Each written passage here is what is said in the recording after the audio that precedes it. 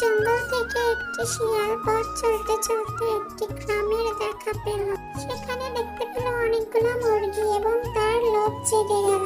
তার মাথায় বুদ্ধি এলো সে গ্রামের মুরগিদের সাথে বন্ধুত্ব করবে। বিনতি তার মুরগিকে খেতে দিচ্ছিল।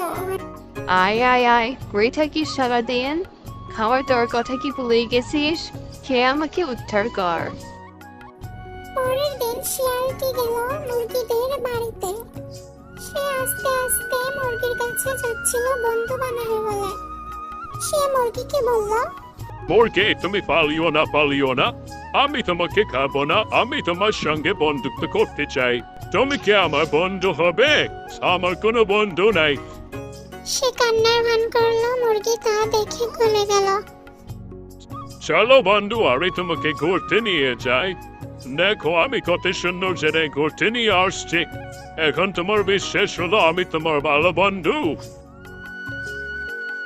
কিছুক্ষণ পর হঠাৎ শিয়ালটি বলল, ইরে বোকা মুরগি, বোকা কোথাকার, তুই আমার কথাই করলে আমার গোহায় চলে আসলি।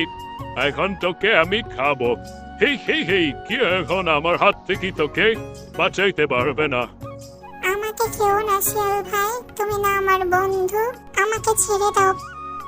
এই বাজি শিয়াল, তোর এত বড় সাহস, তুই আমার মুরগিকে খেতে চাস? আজকে তোর একদিন কি আমার একদিন, দাঁড়া। তারপর শিয়াল বলল, ওরে বাবা, পালাই। তারপর বিনতি তার মুরগিকে নিয়ে বাড়িতে চলে গেল।